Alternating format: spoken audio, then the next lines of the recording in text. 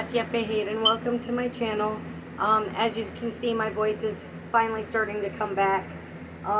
It's not fully back yet, but it's getting there.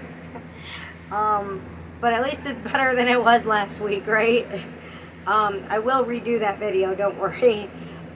There's actually 2 videos I need to redo of self-care videos, because one of them I was trying to do path working while Ash was being a complete and total asshole. So, you know, what can you do? So I've got to redo that one too at some point. But I again did not have the energy to, or the time to do a yoga video this week. It's been kind of a hectic week, but pleasantly hectic though. So it's my fault. It's also my fault my videos are late this week again too. So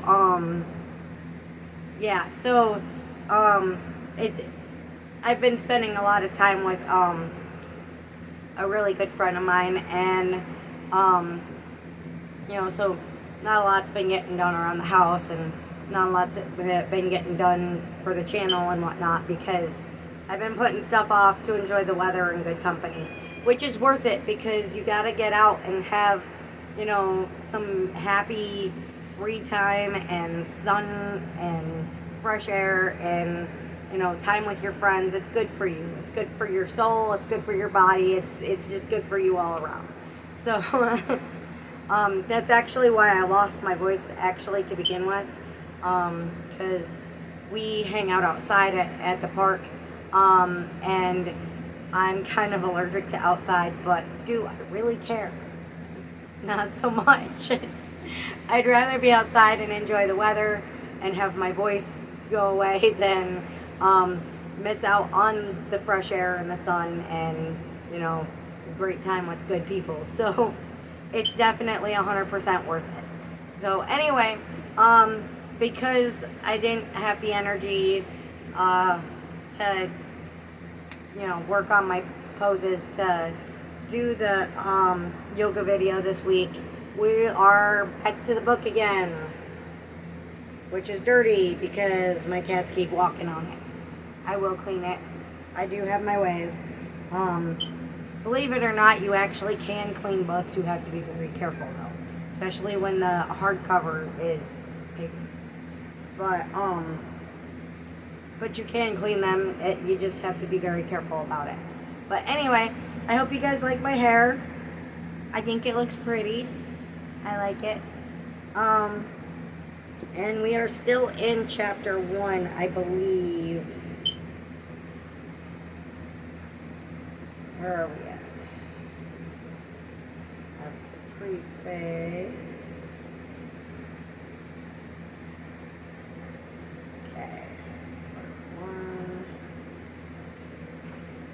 Yes, we are still in chapter 1.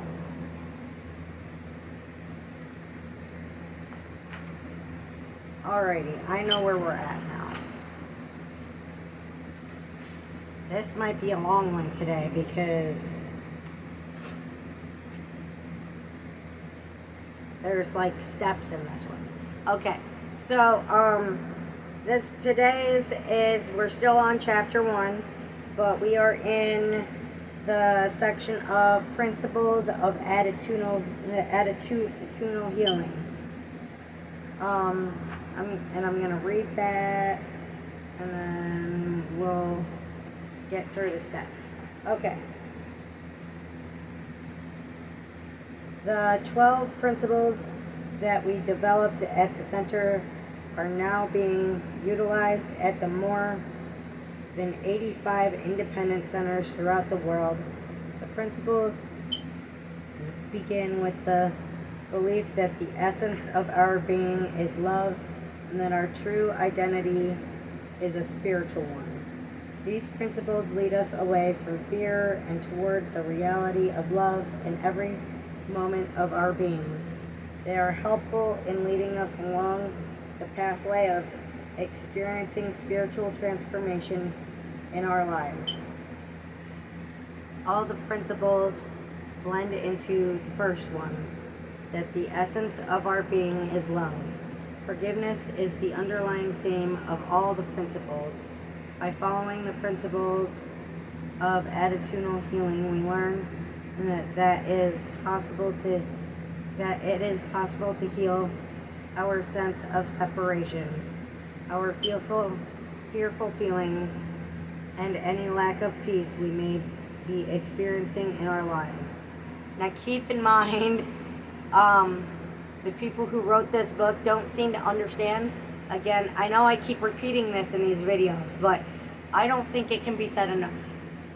The people who wrote this book don't seem to understand that there are outside issues that can cause you to have very good reason to be upset. Like, they're referring to like misunderstandings or miscommunications or simple no big deal frustrations. Ash, you leave her alone. That's your daughter.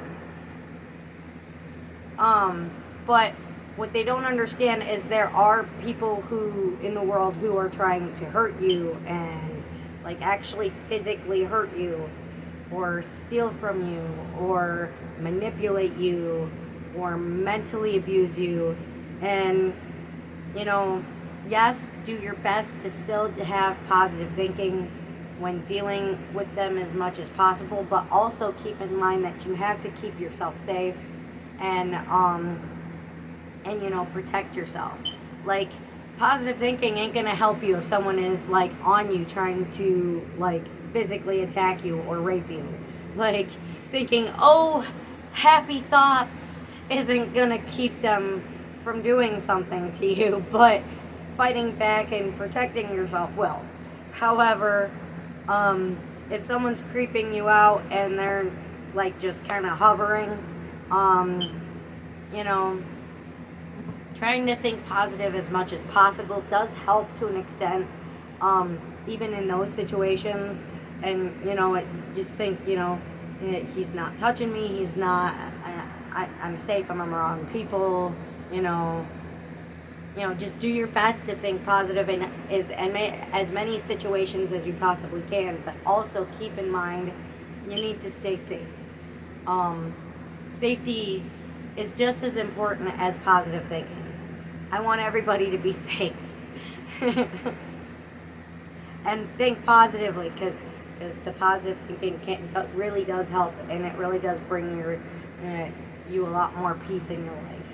So keep that in mind. Alrighty.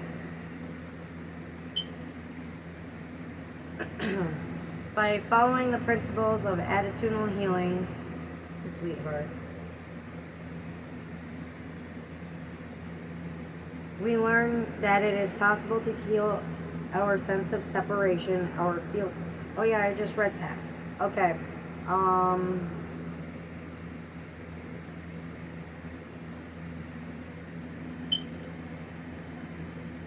Did I just read that? I'm gonna read it again, just to make sure I actually read it. By following the principles of attitudinal healing, we learn that it is possible to heal our sense of separation, our fearful feelings, and any lack of peace we may be experiencing in our lives. We do this by remembering that our true identity is love, and that everyone of us is a spiritual being. Healing comes the moment we remember that our only purpose is to give our love and be kind, compassionate, and helpful to each other. The principles of attitudinal healing are statements that allow us to look at the world and to perceive it differently. They are designed to help us let go of the ego's attachment to fear, anger, and attack thoughts in order to allow love to flow freely and uninterrupted into and through our lives. To change our beliefs, we need only to make the decision to have a little willingness to look at our lives differently. By changing our thoughts and our attitudes, we can change the world that we experience. The following are the 12 principles of the attitudinal healing that have grown out of the work at the center. We have included brief explanations of each that hopefully will make them clear to you. You leave her alone. You cannot do that with her. That is your daughter. Okay? You leave her alone.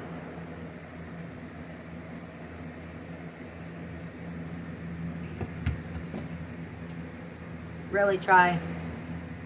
Please don't knock shit off of my table.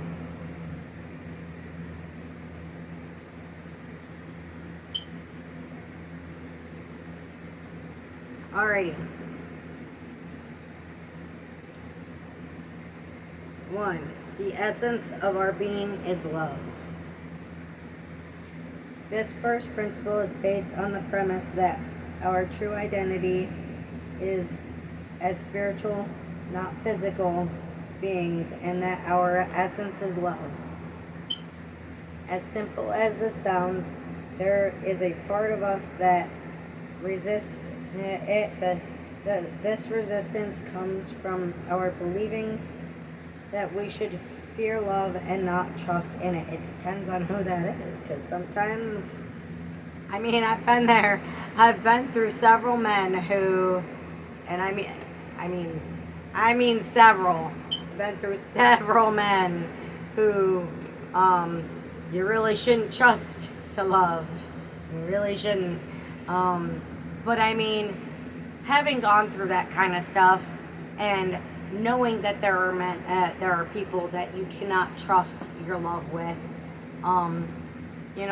at the same time,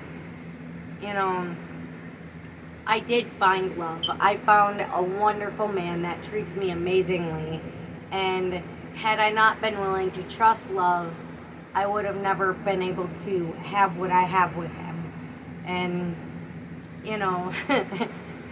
again, I've been through shit. I've been through a lot of bad guys. I've been through a lot of bad stuff, but you still got to, trust yourself pretty much. Trust yourself to know when someone feels right and when someone feels wrong,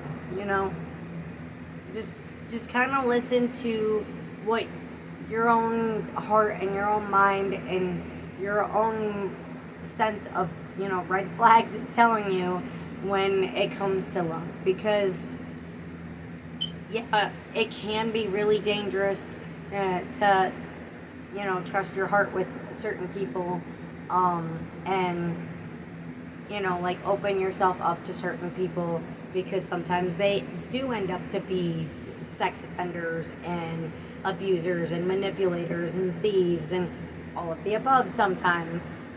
That was my case with all of them pretty much.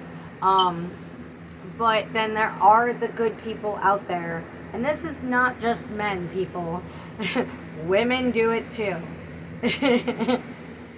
So, because Sam had the same issues with his exes too. And many men have a lot of the same problems with their exes. So it's not just men. It's women too.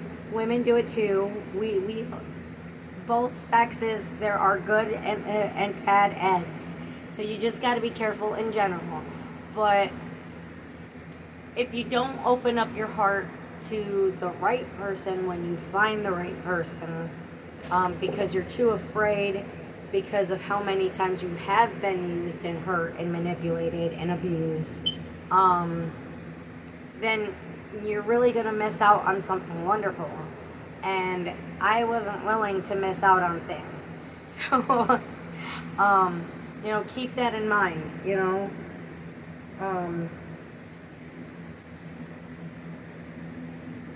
it is really important just to let yourself love, to let yourself find love. And it is also very important to keep yourself guarded to an extent, to protect yourself to an extent, okay? Not completely, but let yourself be able to know the difference between, somebody trying to love you and someone trying to hurt you. Because there are signs. to be able to tell the difference. I can tell. If I can tell, and I've been through a lot, I've been through a lot, more than most. I'm not saying more than everybody, more than most.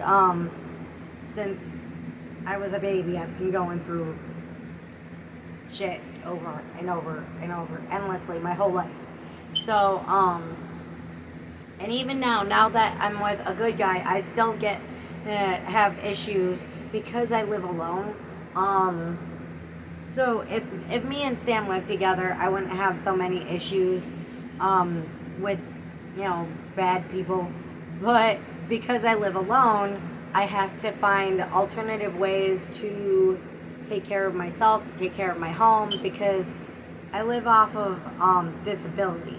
So disability, despite what all the people complaining about disability have to say about it, they're wrong.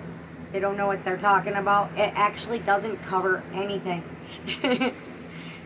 It pretty much covers rent, and that's it.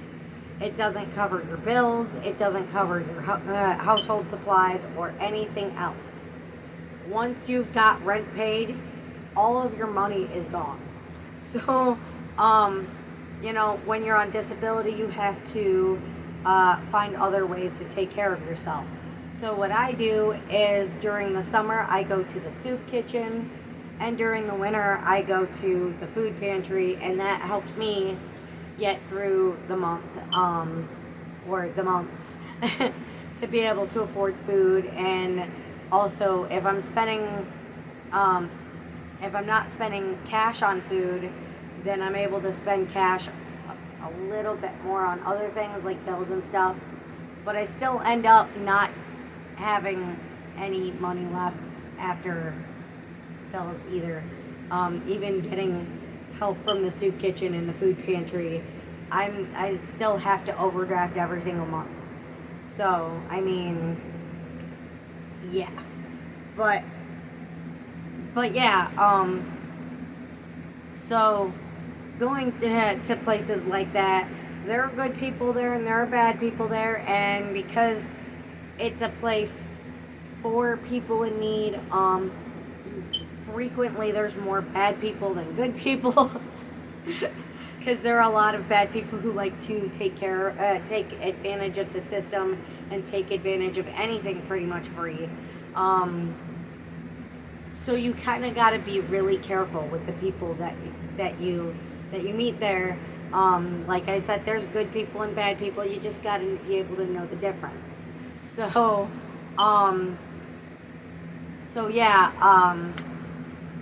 you just got to learn to trust your vibes, and trust your red flags, and be able to tell the difference between a good person just wanting to spend time with you and wanting to help you or be a good friend, and the other people who are trying to either screw you over by stealing from you, manipulate you, mentally abuse you, try to rape you, try to attack you.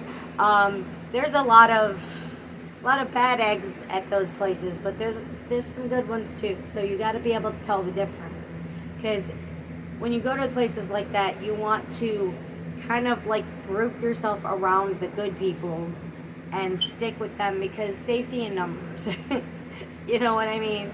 So yeah, like, just don't like close off yourself completely to everybody. Just listen to yourself and be able to tell the difference. That goes for friendships and relationships. Either way, it's important to be able to tell the difference between a good person and a bad person, and not close yourself off completely to everybody, or be paranoid, or trust too willingly either, because I have a severe problem with trying to be the best person I can be, and always try to be as helpful as I can be, and trust complete strangers I don't know, and try to help them out, and then I always tend to end up screwed over. But, so, you got to be careful with that stuff. And now I forgot where I was at again.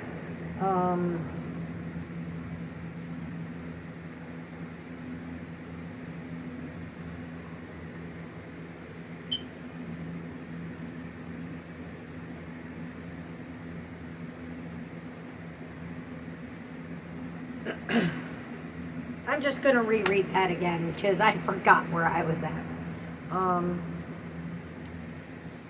going to start off at the second paragraph. As simple as this sounds, there is a part of us that resists it. The resistance comes from our believing that we should fear love. Oh yeah, that's where we were. It tells us that we must believe that we are only bodies born to die, and that death of the body is the end of us. This principle tells us that the essence of our being is love, is the key to attitudinal healing. As you read the remaining principles, you will find that this first principle follows throughout all the rest. I'm going to take a drink now.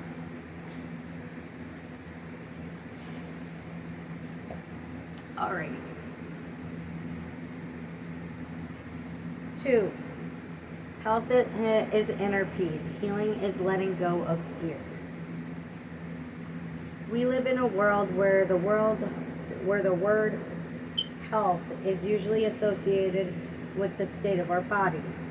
In attitudinal healing, health is focused not on the body but on the mind. It is based on the promise that our natural state of mind is inner peace. We can have inner peace regardless of the state of our body or what is happening in our outside life.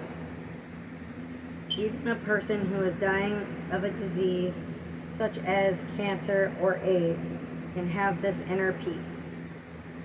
Okay, I want to point this out because that's exactly what I'm looking for, is inner peace. And I may not have cancer, and I definitely don't have AIDS, but I do have lupus and fibromyalgia. I do have kidney and liver failure. As far as I know, they're both in remission, but I haven't seen a doctor in so long now that I'm not 100% sure that they're still in remission, because I haven't had a doctor since December, and I need to get in with another doctor still. We thought we had that figured out, and then the doctor that we thought we were going to have see me kind of canceled last minute about a week or so ago, because apparently my old doctor is vindictive and decided to put a note in my file saying that I'm violent and threaten people to try to get all doctors to automatically deny me as a patient, which is a lie. I am like the least violent person on the planet. I do carry because, it does make me feel safe that it's there. And yes, if somebody does physically attack me, I am going to be willing to use it to protect myself. I'd really rather not have to, and I've never had to. Thank God. But I'm the type of person that, while I like to talk big to try to make myself feel safe and kind of scare away the creepers a little bit, I also am the type of person where I'm like this tall, so I really can't risk pissing people off. So when there's conflict, I get really terrified. It's a mix between my lack of height, my inability to fight, and the fact that I have been attacked and abused and attempted murdered and so on and so forth endlessly throughout my life. The PTSD and my lack of height and fighting skills, my automatic reaction to drama, to conflict, is to just kind of hide in my shell like a turtle and just be scared and try to get away as fast as possible. That's my automatic reaction. I am not the fight type of person. I am the flight type of person. So when my doctor put this in my file, my old doctor to be vindictive because my pharmacy reported him for not filling my prescriptions, for not filling my insulin when I was out of insulin, because that can kill you. Yeah, because the pharmacy reported him, he got vindictive to me. So, my automatic reaction it was like, that's not me, that's more like my mom. So you're claiming I'm like my mother, like prone to automatic violence instead of automatic flight, because you're mad that my pharmacy reported you for not filling my insulin, as if it's my fault. Okay, but anyway, yeah, so, inner peace, despite having lots of illnesses, that are very, very severe and could potentially kill me. My diabetes without insulin, without a doctor, could definitely potentially kill me. And that's not even like on the level of kidney and liver failure. I also have a knee I'm not supposed to be using at all, and a hand that I'm not supposed to be using at all. But I'm using them anyway. Because you can't not use your knee and you can't not use your hand, because you got to get your stuff done in your life, or your illnesses win. If you can't live your life because your physical disabilities aren't allowing you to, then they win. And we can't let them win. We don't want them to win. We want our inner peace. We want our house clean. We want our life situated. We want our inner peace. And part of getting inner peace is having your house clean and being able to make your own meals and do the shit that you need to do. Right? Right. We need our inner peace. But yeah, that's why I'm doing this, why I do these videos, and why I meditate, and I'm trying to do yoga, and doing positive thinking, and all this stuff. It helps me. It helps me feel more at peace. It makes me feel like a better person. Helps me feel like I'm doing this for you guys. Helps me feel like I'm doing something for other people to help them, have a better life also. So, this is my good deed, basically. I'm not doing it for credit. I don't want credit. I'm doing it because I want to feel good about myself.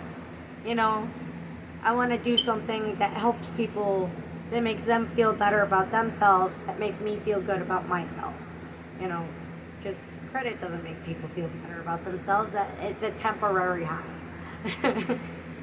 Momentarily, and then it's gone, and then you're like, oh, that was interesting.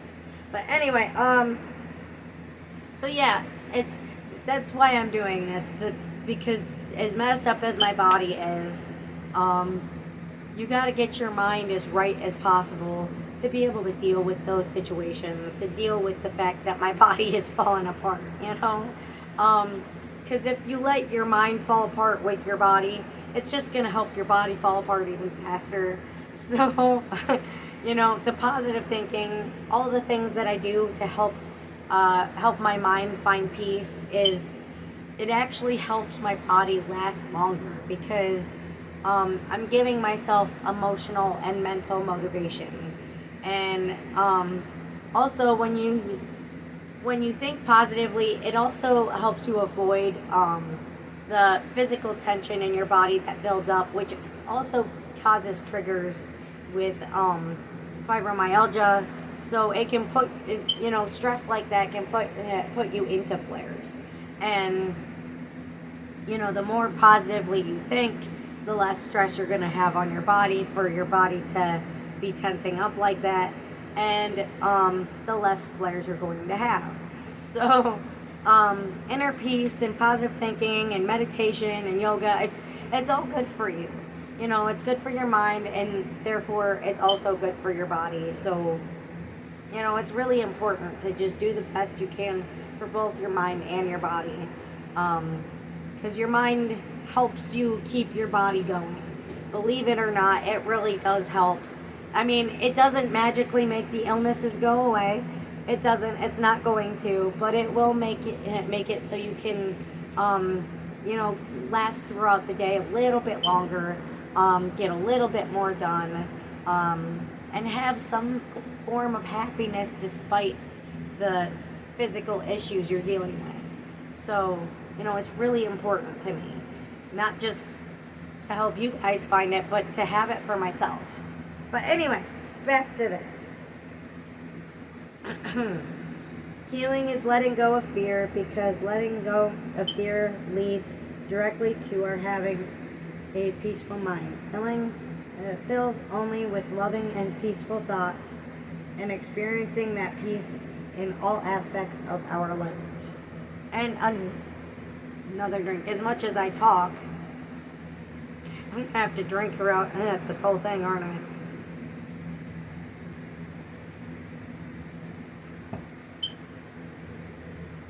Alright. 3. Giving and receiving are the same.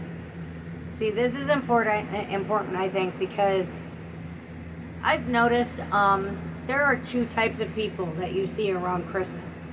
There are the people who... Sorry, I'm itchy. Cat hair. There are the people who see Christmas as a way to get stuff. Free stuff. Which I understand. I like free stuff too. It's nice to get gifts, and it's nice to have new things, and it's nice. I do appreciate that part. Who doesn't? But there's the people who only care about that part. And then you have the people like me who value all of Christmas. The spending time with people you love, the being able to give gifts to people you love, watching them unwrap it and see the happiness on their face, how they just shine when they open something, or even if they don't even like it, how they try to pretend that they like it just because they know that you love them and you bought it because you love them. All the aspects of Christmas that have nothing to do with getting stuff, and everything to do with sharing the love between the people you care about. And to me, that's really important. That's the important part of Christmas. That's actually why I prefer Thanksgiving over Christmas, because there are way too many people who are just like, stuff, give me stuff, I want stuff. But Thanksgiving, it's more, appreciating the people that you're with, and food. Can't go wrong with food. And of course you get food on Christmas too, but there's less of gimme, gimme, gimme, gimme, gimme on Thanksgiving. So that's why that's my favorite Christian holiday, because there's no gimme, gimme, gimme. It's just, I appreciate you and food. So, but this topic is pretty much the same as like my opinion on Christmas. You don't just go to a Christmas outing to get stuff. You go to a Christmas outing to share with the people you love, to have an experience with them. And if you get something you like, cool. If you get something you don't like, doesn't matter. It matters that they thought of you. It matters that they're spending time with you.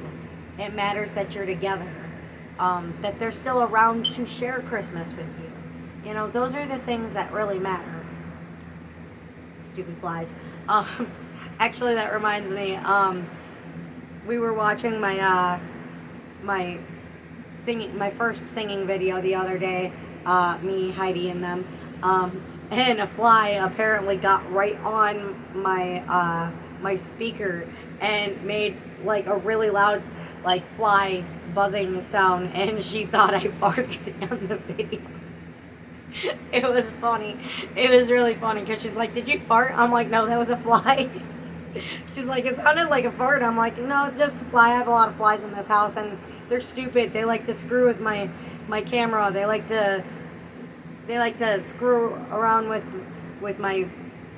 like everything. They act like they're pets. The flies in here act like they're pets. It's weird. But what can you do? But anyway, I wanted to point that out. That's how I feel about Christmas, and I think that's what this topic is about. Is like having that same attitude, not just to Christmas, but like getting and giving things all year round. Like no matter what it is, if you're getting food from the soup kitchen, don't think of it as, oh yeah, I'm getting stuff. Think of it as, it's really nice that they're able to do this for me and for others, and it's really nice that I can get a free meal when I'm struggling to afford food or bills or both. When you get free stuff from clothing pantry or wherever you might find free stuff, think of it as, this is really nice that I'm able to have this and get this, and whoever was able to donate it or give it up to however you got it, think positively of that person, because maybe they couldn't have really afford to give it up, but wanted to help people, and therefore just did it just to help people. So appreciate everything you get. Put thought and love into what you give. Do your best to do that all year round, especially at Christmas, because that's really important to have a giving and loving and caring and appreciating attitude to everything all year round. That's important to me, and it should be important, in my opinion, to everybody. But there are people that are just like, gimme, gimme, gimme, gimme, gimme. But in situations where you have nothing, it is really, really nice to be able to have people able to help you and do things for you. And I'm not saying I have nothing. I have things. I don't have a whole lot, but I have things. I do have more than others. I do have less than others. I'm not homeless, living off of nothing. I'm not living like my parents live, but I'm kind of in the middle there. So I try to help when I can, and I get help when I need it, and I appreciate help when I get it. I'm not one of those where I just want stuff just to have stuff, but when I get free stuff, I really do appreciate it, and I do try to do my best to give back to those who need help too, when I can. Let's just say my friends have been getting a lot of fidget toys lately. I've been doing my best to give back lately, the best that I can, because I don't have to have everything to myself, I can share with people. I can share my stuff. But anyway, back to this. Giving and receiving are the same. The world is often viewed as a very unfair, unfriendly, and unloving place where it is important to get as much as you can and to hold on to it. I get that. All of my exes took everything I owned, and I had to start over from scratch every single time. Thank God I'm with a guy who gives me things instead of takes from me, because it's really nice to have a guy who takes care of me instead of takes from me until I have nothing left. It's really nice to have a man like him. I really appreciate everything he does for me, as I should, because he's a good man. He's definitely a keeper. And it's really nice to have friends like that too, that do their best to help out. Hey! Leave her alone! Sorry about that. Ash is going after Nemo, and he's not supposed to. I have friends that even though they have less than I do, they still kind of help me when they can, like I try to help them when I can. We help each other. We give and care and spend time and love each other. but but yeah, I understand. When you get things, you don't want to lose it because you don't want to start over from scratch. Nobody wants that. It's not fun. It sucks. And I also understand, feeling like the world is just kind of an ungiving and taking and selfish place. Because to an extent, it really is. There are a lot of people out there like that. And it's been my experience that there are a lot of people out there like that. But there also are people like me and people like my friends and people like Sam who aren't like that do give and care and love and help. And, it's harder to find people like us than it is to find the people who take.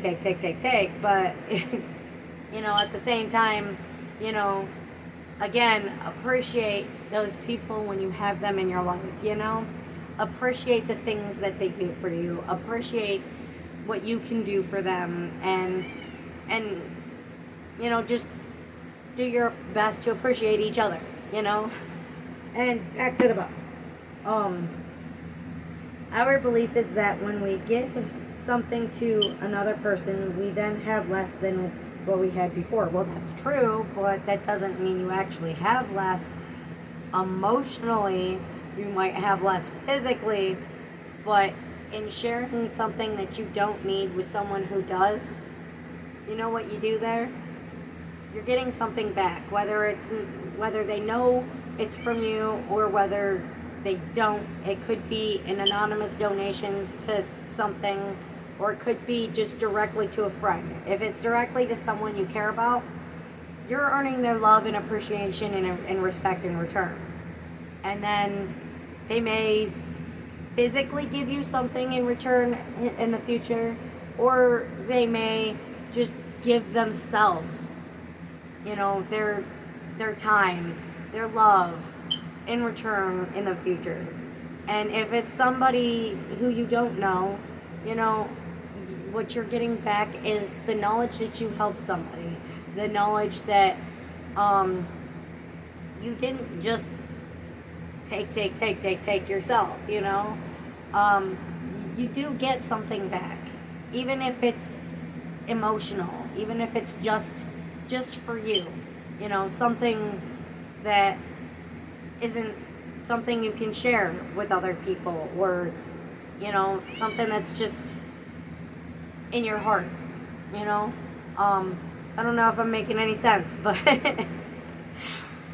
but yeah, you always get something back when you share with people, even if they don't appreciate it. You know that you did something good, and the fact that you did something good, it feels good, even though if someone doesn't appreciate it and they take advantage of you, you were kind of kicking yourself for trusting them. You still feel good that you tried, because that's the point. You tried. Like, I've been there. I had that experience recently. I've had that experience many, many, many times. I told myself never again, and then I did it again. I helped somebody again, and they fucked me over. But, really, it's the fact that you tried. The fact that you cared enough to try. And that's what's important, Anyway, like taking money from our pocket and throwing it into a fire. Well, that's not the same, because if you throw your money in the fire, nobody gets it. Nobody benefits. Except for maybe the fire. Maybe makes you warmer temporarily. I suppose if it's like a situation like the day after tomorrow where the world is freezing over and they're burning books for warmth, then it would be beneficial. But otherwise, don't throw your money in a fire. Nobody benefits from it. It's not the same thing as giving to people, sharing with people. It's not the same thing. Anyway, it believes in getting, not giving, or in giving in order to get. That line didn't make much sense to me, but It makes sense, but it doesn't make sense. Like, it could have been worded better. This principle is based on the belief in abundance, not scarcity. The law of love is like a boomerang. So all that we give comes back to us in a variety of shapes and forms, which is basically the law of karma, the rule of the belief in karma, where everything you do, every bit of energy you put out, it comes back to you. Whether you do something positive, if you do something positive, it eventually comes back to you in any way, shape, or form. The universe rewards you for your positive energy. And if you do something negative, the universe punishes you in some form at some point with something negative to kind of punish you for that negative energy. I kind of believe in this because I feel like there's got to be a balance, right? There's got to be. I kind of have a lot of bad luck myself, but obviously with all the crap I've been through. But the way I see it is when I find good people and I sometimes find free stuff when I need it, or something good happens, I see it as the universe is rewarding me for my positive energy. So I mean, stuff is gonna happen no matter what. You're gonna have your bad days, you're gonna have stuff come up, stuff just kind of happen, but when those good days do happen, when you do get those good things happening to you, and you do meet those good people, and all of that stuff, you gotta appreciate it. Because not every part of the world is just take. Some of the world is, you get something back, and you may not even realize it because you're so focused on taking or hoarding what you have, or just looking for the negative in things. You got to keep your eyes open to the beauty and the happiness and the good things in the world and the things that are happening for you. Like a nice sunny day, or, flowers blooming, whether they're making me sick or not.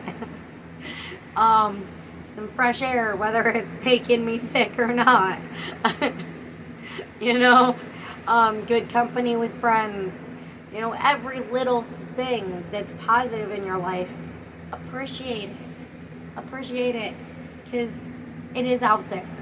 Whether you're allowing yourself to see it or not, it is out there, and you got to look for it. Not just the stuff, not just the free stuff, but everything. You got to look for the positive things in your life, because they are out there, and you will find them if you're looking for it. So keep that in mind. Okay. We can let go of the past and the future. I have a problem with that. I talk about it constantly. But I do that because I feel like it's important. Like, it's important to remember the things that have happened to you so that you can keep yourself on the right track of moving forward. I do kind of obsess about the bad things that have happened to me. I do a lot. But it is also important to remember what's happened to you, in my mind, so that you can keep moving forward and keep yourself safe, but also appreciate the things that you have around you. Appreciate the things that you have in your life. So, I do focus maybe a little bit too much on the past and the bad things that have happened to me, but I do it more as like a reflection for myself to kind of try to keep moving forward and keep avoiding such situations in the future, and just keep trying to have better situations. But anyway, another thing. I know I'm taking too long explaining all of these, and I know I have a long way to go, but I feel these points are really important.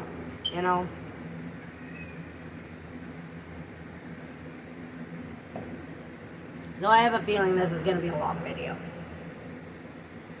We are convinced that one of the reasons many of us are so tired, weary, irritable, angry, and depressed is that we spend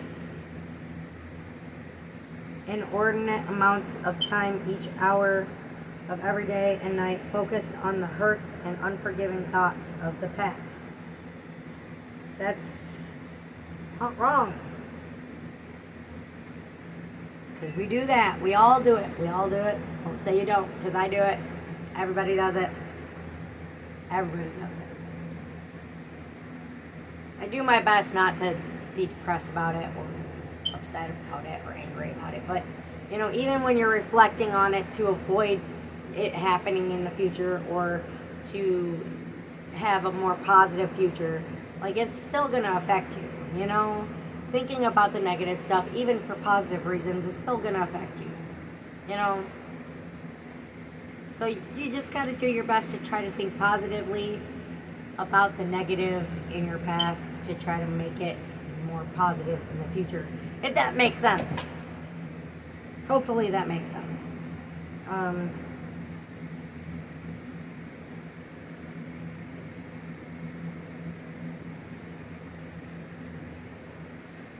We are afraid that we are going to be hurt, rejected, or unloved again, and are fearful of the future because we believe that the awful past is doomed to repeat itself. Again, not wrong. I've been there, and I still have those moments where, I'm afraid that somehow I'm going to do something wrong and it's going to upset Sam and he's going to stop loving me or stop wanting me or something, We all have those insecure moments. Even he has those insecure moments. About a week or so ago, he said he thought that I didn't want to marry him or move in with him because I keep telling him that I like living alone. There are two reasons why I tell him that. One, when I lived with all of my exes, it was not what it would be like to live with Sam, because every single one of them tried to own me. They tried to steal from me. They tried to mentally and physically abuse me, sexually assault me. Everything about living with my exes was a nightmare. And when I've had other people live with me in the past, it has not been pleasant. I do not do well living with other people. Living with my mom is a nightmare. We do not get along when we live together. We barely get along when we don't live together. So, it's not pretty. But I genuinely believe that if me and Sam were to live together, it would be everything that those situations were not. I believe it would be very happy. I believe that we would work very well together, living together. And when we have our moments, we would probably just do what we do now, living apart, and just give each other space. When we need space, just give each other space. I think it would be completely different living with him. For another reason, the other reason why I keep telling him that I like living alone. See, I do want to live with him. I do want to marry him because I think it would be everything that living with other people before isn't. I think it would actually be happy and beneficial for both of us. If he is ever ready. The other reason why I keep telling him I like living alone is, shut up! Just a moment. Hey! Ash! Leave her alone. Come here, Nimue. Ash, hiding under the bed is not going to help me help you. I can't help you. I can't get down there. Oh my goodness. I'm sorry about that. The cats. Oh my god. Anyway, trying to film and he's trying to rape her. Come here, baby. Over here, come here. Oh, there you go. Come lay on my lap. Right, you're okay. I'm not gonna get you. I've got you. Okay, you're right here with me. You're safe. Okay, you're safe. You leave her alone. Look at me. Look at me. Look. Hey. Look at me. Ash. Look at me. Leave her alone. That's your daughter. You don't do that to her. Leave her alone. Anyway, so, I apologize for that. So, yeah, also, living alone, I don't have to worry about people trying to control me, own me, possess me, tell me what to do, when I have to be cleaning, when I have to be doing whatever and whenever, which Sam wouldn't do that to me because he has the same health issues as I do. Like, if I wasn't feeling well, and I wasn't able to do certain things, he'd understand and, he'd get it, and we'd help each other. We'd get things done, get things clean together. Together. I'd let him rest when he needs rest and kind of pick up the slack. He'd let me rest when I need rest and, pick up the slack. Or, when we're both not doing well, we'd both kind of pitch in together and just do it anyway. You know what I mean? Like, being with someone who understands your autoimmunes and has autoimmunes, it really does help because he gets it and I get it, so we can help each other. So living together would be so much easier. He would never try to control me or own me or tell me what to do or any of that stuff. And when it comes to housework and whatnot, like, we do it together, and when we're sick, we pick up each other's slack. We'd make it work. So it would be completely different, than me living with other people. But the other reason why I keep telling him I like living alone is because in the past, I had made it abundantly clear how I feel about him and how I feel about wanting to live with him and marry him and be with him. And he had felt like I was trying to push him or rush him, which is not what I was doing. I was very much trying to make him know that when he's ready, if he's ever ready, that I already am, and I will wait as long as it takes. But for some reason, he really felt like I was trying to push and rush and force him into it. So I changed my tactic and decided to start, making it clear that it's okay if I have to live alone. I don't mind it. I like my own company. As much as I want to be with him and live with him and marry him, we can still be together living on my own. It works. Whether we're together in his home or together separately in separate homes, as long as we are together and love each other, that's all that really matters to me. But because I changed tactics and started telling him that, I like living alone in an attempt to make him feel less like I'm trying to rush him, apparently he got the idea that I don't want that with him. And that is not what I was trying to do. So, yeah. So I completely lost where I was going with that. Maybe if I pick up my book and figure out where I was at, I'll remember. Insecurities. That's where I was going with that. But so Sam had that insecurity, and I think I clarified it with him and made it very clear that that not wanting to live with him is not the case. He doesn't have to be worried that that's not something I want.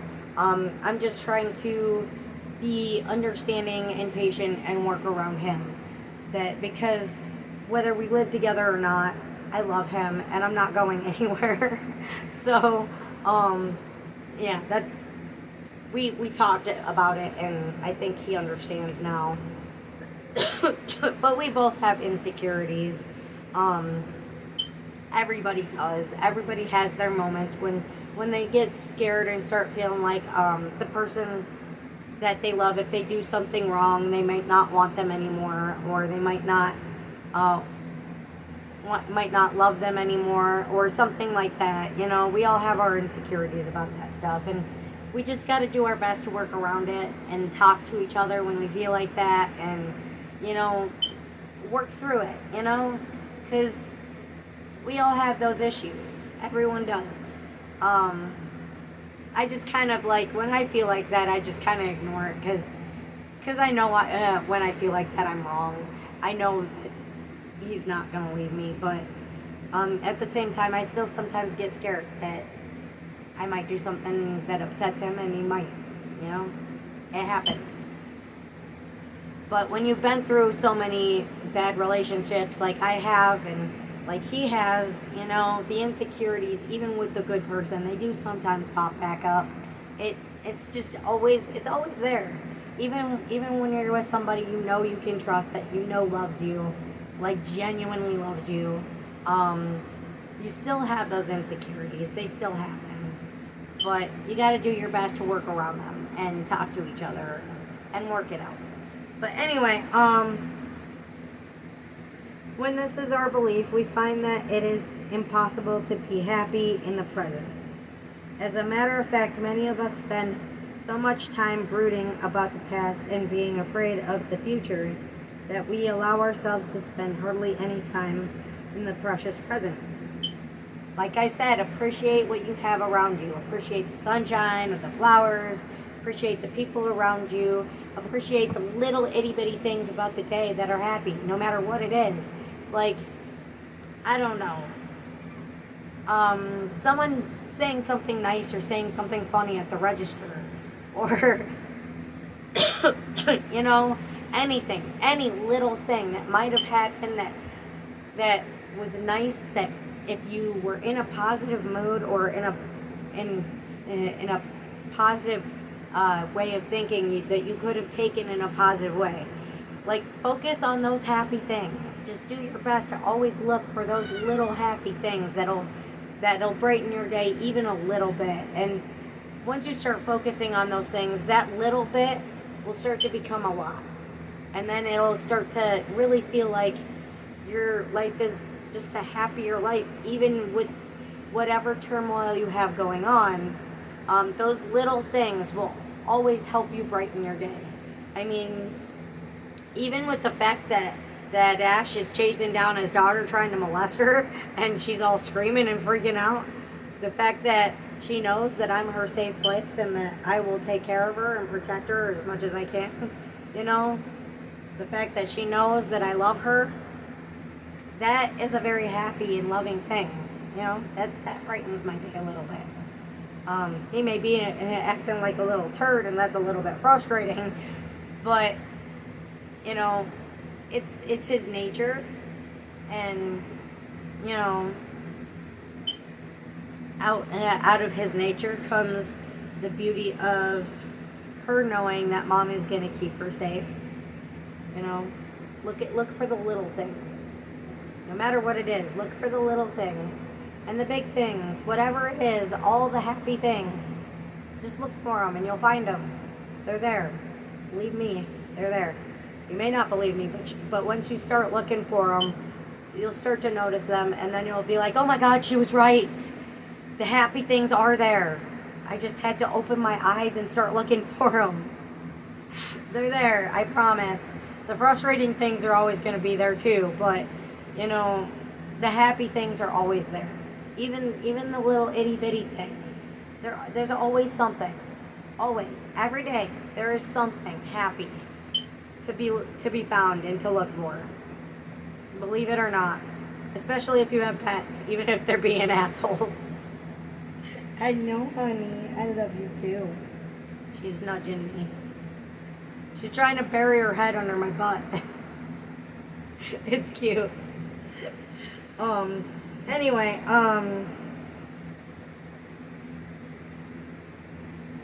instead we spend our time superimposing the past upon the present. When we see no value in hanging on to unforgiving thoughts and the hurtful past, we then can let go of the past. When we begin to see no value in being preoccupied with the fearful future, we can let go of it. We can put all our energies into extending love in the present. Most of us believe that what happened to us in the past is still affecting us today. What is actually happening is that our past experiences, where we believe we were victims, no longer exist and therefore can no longer affect us. I don't know, I have an issue with that because the traumas that I've been through I still have nightmares about them. I still have triggers from them. Yes, I do still do my best to think as positively as I can to avoid being affected by it, but you're still going to be affected by it to an extent. Maybe not all the time, but at times you're going to be affected by it. And, you do your best to think positively, but there are still going to be times when you are still a victim from those things that hurt you.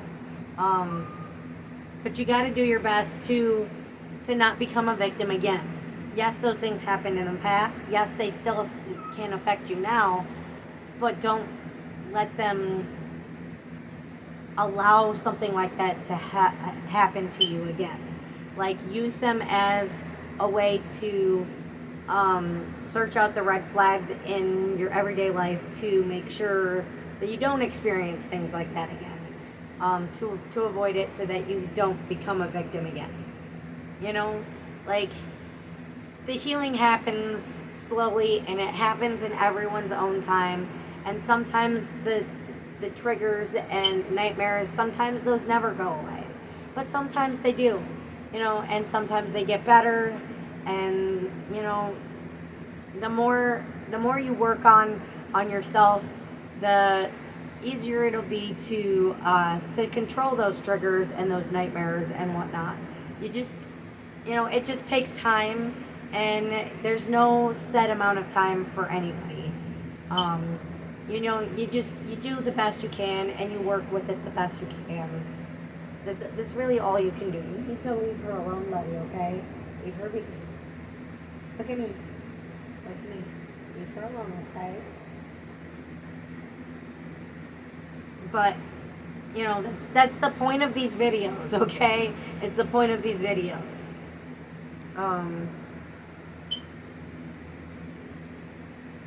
We can put all our energies into extending love in the present. Most of us believe that what happened to us in the past is still affecting us today. What is actually happening is that our past experiences, where we believe we were victims, no longer exist and therefore can no longer affect us.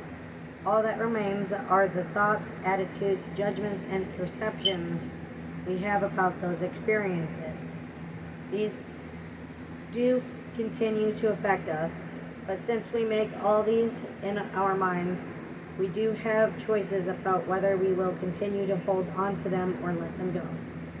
Like I said, healing, it takes time, and it depends on the person. All we can really do is do our best. Just do your best, think as positively as you can, and you'll get there when you get there. There's no time limit on healing from anything. Just take your time, do your best. That's all you can do. 5. Now is the only time there is, and each instant is forgiving.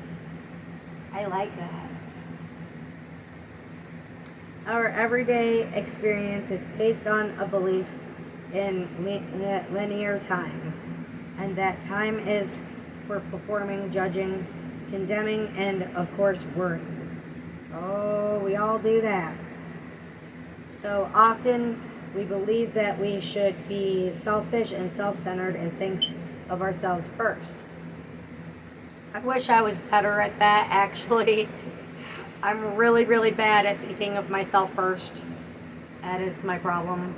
That is how I end up in the situations I end up in, because I rarely think of myself first. I've been told many, many times I need to stop feeding the cats first and eating later, and then end up almost passing out because I've had the cats first. And they're not wrong. They're really not wrong, because I really do need to start focusing more on making sure if my sugar's low, make sure it doesn't stay low before I feed the cats. They know they'll get fed, but I'm so worried about making sure I take proper care of them. Sometimes I just don't worry as much about myself and just take care of them. And it's not just the cats, it's everybody I care about in my life. Like, I have on multiple occasions overdrafted my account on purpose and been unable to pay my bills on purpose so that I could get a nice Christmas present, which she has never once appreciated, and I've always been given shit for later. But I do it anyway, because it's my daughter, and I want my daughter to know that I love her, and I want her to love me in return. I mean, I'm not really much getting the love in return, but at least I'm doing my best to show her I love her, to the expense of my bills.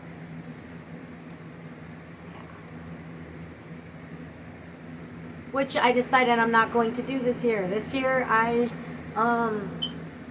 just kind of like bought fidget toys for everybody, and then made sure that she has some of them going into her birthday present, and then I bought one thing specifically just for her that I know she's gonna like, whether she shows appreciation for it to me or not, which I know she's not going to, because she hates me.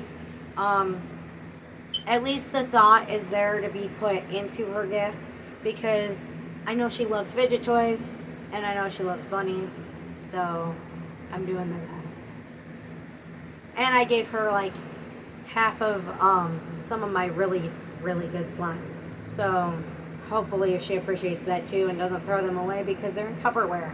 But the last time I gave her good packaging for the slime, she didn't appreciate that either. She didn't appreciate the slime either. She didn't appreciate anything I gave her. I gave her a whole $500 box of fidget toys. $500 a box.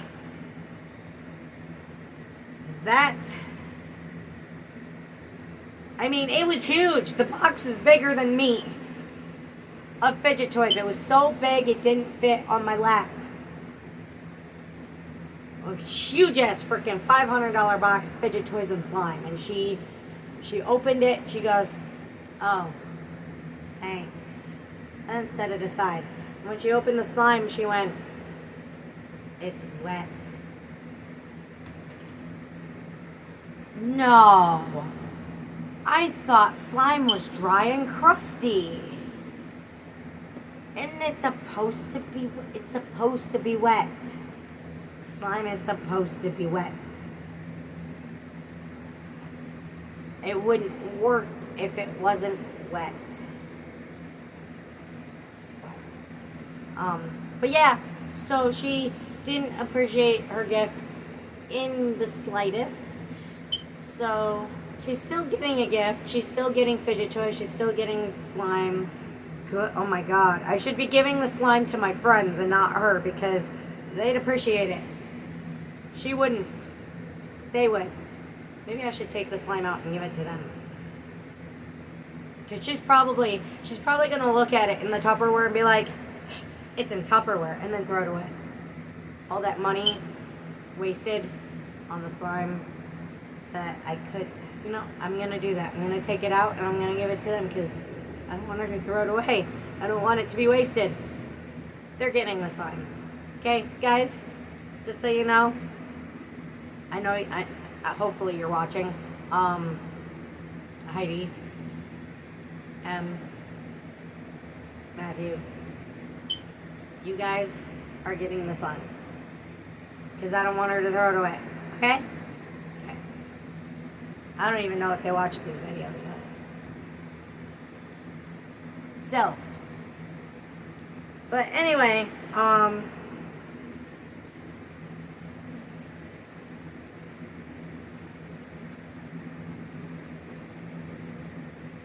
don't even know where I was at.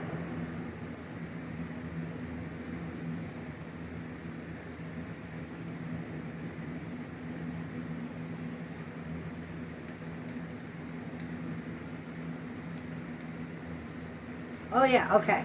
We were talking about selfishness. And how I'm not really capable of selfishness despite the fact that I really want to be. Yeah. I really need to get better about that. Apparently I need to be more selfish and less focused on everyone else's needs and wants and take care of myself a little bit more. I do have a problem with that, but I think it's important, It's not all about me. It's about the people I love and the people I care about. And when I say people, I don't just mean actual people. I mean fuzzy people too. Fuzzy people that have pretty blue eyes and meows and pretty gold eyes and meows. Yes, my pretties. My babies. Sometimes I talk about them like they're people, because they're my family, they're my babies. So yeah, they can't take care of themselves, so they come first. And showing the people that I love and the people I care about that they matter to me that comes first. I know I need to take care of myself more, but I want to make sure that the people I care about know that I care about them. And the cats that I care about are properly taken care of. That's important to me. That's more important to me than taking care of myself. And I know I need to take care of myself better. But they're more important to me than myself is. So I do my best to take care of myself. I just put everybody else first. Anyway, it would want us to worry about being secure in the future and to trust no one completely. Not others, not ourselves, and certainly not God or a higher power.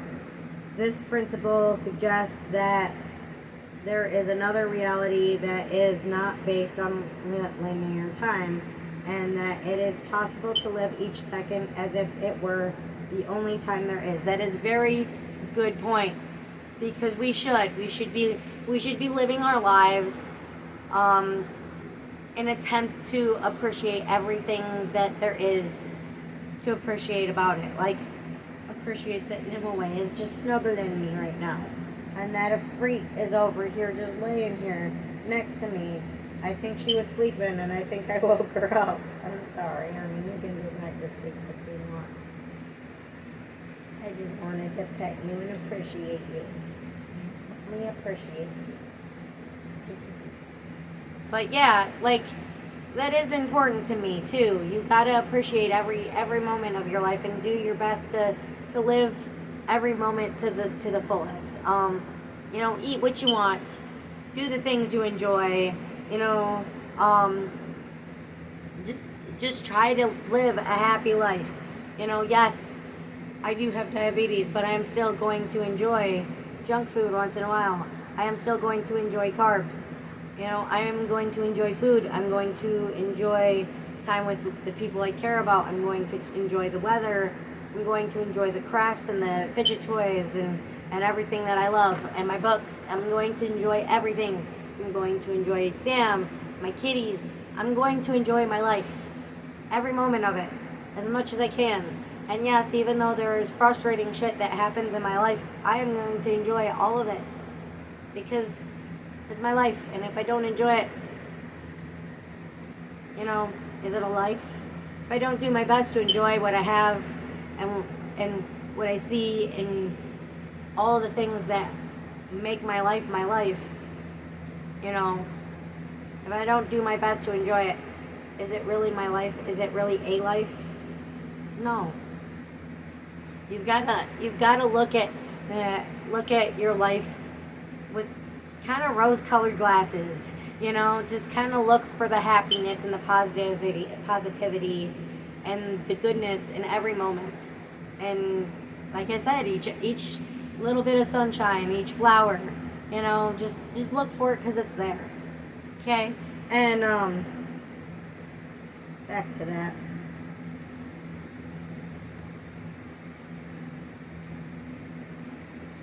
And that is that it is possible to live each second as if it were the only time there is, an eternal, loving, giving view of time where there is no rush or hurriedness. Okay, now that is all I'm going to read for you guys today, because I am almost an hour and a half into this video now. It's getting to be a very long video, and I know you guys hate the long videos, but I wanted to get as many of these points, as many of these things in as possible, of the principles. But I figured there are 12 of them, and I just did 5 of them, and it's an hour and a half long video already. So I'm gonna stop it here, and then I'm gonna start this. I'm gonna just kind of skip the meditation next week and finish this section next week. Instead of doing meditation, I'm going to do this section next week. So we're not waiting several weeks in between to get back to it, okay? Because this is all the same section. We just need to finish the section. But it's going to be too long of a video if I keep going at this point. We've already gotten it to point 5, to principle number 5, and it's already too long. So I'm going to cut it off here and start back up next week. And I hope that these principles were beneficial to you. And I hope you guys appreciate the video. I hope you guys like the video. I hope you guys can use these principles in your daily life and like my own points that I added to it. And I hope you guys have a beautiful day. And I need to get my cards out for you guys, don't I? Watch out, honey. I know. I'm leaning over you. I know. I'm your cards. I'm your cards. Get our cards out here real quick. Because we need our cards, don't we? We need our positive cards. Our cats against anxiety cards. Alrighty, what is our card for the day? Our card for the day is... that's a good one. I like this one, and it's got a Russian blue on it, like Ash, my little turd who's chasing down his daughter. It says, good vibes only. And there is the little Russian blue.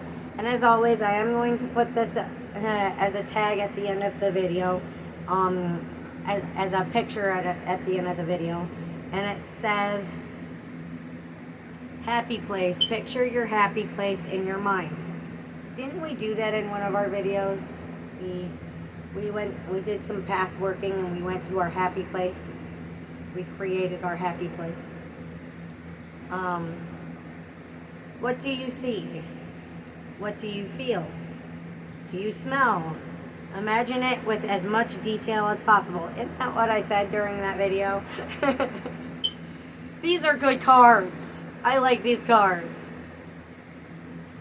Think of these sensations whenever you feel overwhelmed. And that's exactly what I told you guys to use that happy place for. See, these are good cards. I like these cards. These are good cards. Okay, and I'm going to show that to you guys.